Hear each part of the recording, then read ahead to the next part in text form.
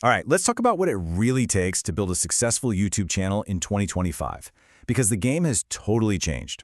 All that old advice about just following your passion and making great content, look, it's not wrong, but it's just not going to cut it anymore. There's a new playbook, and it's a whole lot more systematic than you think. It always starts with something like this, doesn't it? A comment, a thought. A creator sees something amazing, like the documentaries from Magnates Media, and they feel that spark, that little voice that says, hey, I want to do that too. This is ground zero for so many incredible journeys. And this first stage, we're calling it the creator's dream. It's that pure, powerful mix of passion and wanting to share your thing with the world. Honestly, it's the engine that gets this whole crazy project off the ground in the first place. The goal seems pretty simple, right? Make good stuff, find people who like it, build something that lasts. But as our aspiring creator here quickly finds out, passion alone just isn't enough to cut through all the noise out there. A great idea needs a great strategy to actually work. Which brings us to our next section, the rules of the game. So the creator steps into the arena, all fired up, ready to go, and then they realize it's this incredibly crowded, complex place. The rules for how you get noticed on YouTube today, they have fundamentally changed. This right here, this is probably the biggest mindset shift you have to make to succeed today. It's not enough to just be the artist waiting for inspiration. The modern creator also has to be a system architect, someone who thinks about data, about efficiency, about building a content machine. And the landscape is, well, it's brutal. Just look at the data for 2025. Some of these niches are so packed, it's almost impossible for a new faceless channel to break through. You're talking over 10 million gaming channels, 14 million motivational channels. You're not just competing, you're trying to be heard in a hurricane.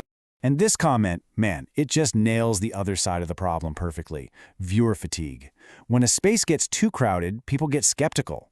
They start seeing a certain style and immediately think, oh, another one of these, which makes it even harder for the good stuff to stand out.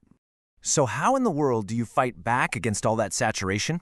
Well, you start by building a powerful toolkit.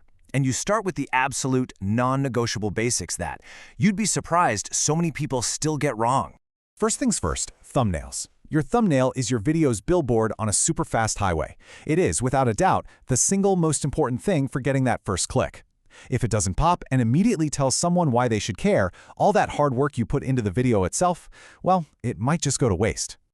Next, you have to guide the AI. Think of your titles and descriptions as the map you're giving YouTube to find your perfect audience.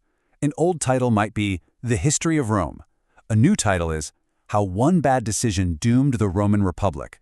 See the difference? One's a topic, the other is a story that tells the algorithm exactly who to show it to. And what's so powerful about this is how something so simple, consistency, becomes a legit superpower. A regular schedule does three things. It trains your audience to come back. It tells the algorithm you're serious, and maybe most importantly, it keeps you from going crazy. And please, listen to this. This is some crucial encouragement every new creator needs to hear. You don't need a Hollywood budget. A great idea and real authenticity can absolutely win. A good story will always find its people. Okay, so you've got the fundamentals down. Now it's time to gear up with the ultimate weapon for 2025, the automation engine. This is where that whole system architect idea really comes to life. Now, this might look like sci-fi, but I promise you this is a real workflow people are using right now. The goal is just massive efficiency. It all starts with one tiny action, like typing a video idea into a Google Sheet. That single thing can kick off an entire chain reaction, with AIs writing scripts, creating voiceovers, and generating visuals, all before dropping the parts off for a human to put the final puzzle together. And you don't just build this system and hope for the best. You roll it out with a real strategy. Phase 1, you build the machine and you batch a ton of content. Phase 2, you launch, you look at the data, you see what people actually like. And Phase 3, once you know what's working, you hit the gas and scale the whole thing up. But here's the really crucial part. This whole system isn't about replacing you, the creator. It's about augmenting you. It's about giving you superpowers. That final human touchpoint, the quality control, the storytelling, the final assembly, that's the magic ingredient. That's what makes the final product great. So, this all leads to our final section, the real payoff. After all this work, mastering the basics, building this insane AI engine, following the plan, what's the reward at the end of the road?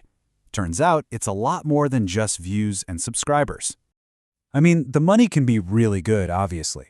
A system like this, when you do it right, can bring in some serious returns.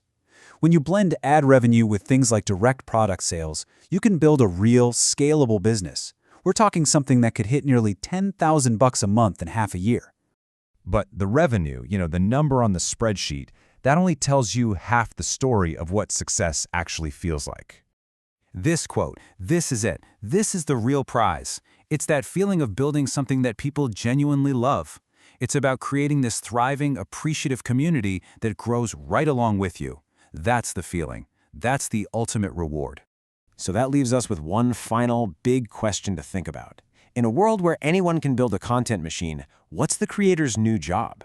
Maybe it's not just to make the stuff anymore. Maybe the new role is to be the visionary, to steer the ship, and to lead the community that machine was built to serve in the first place.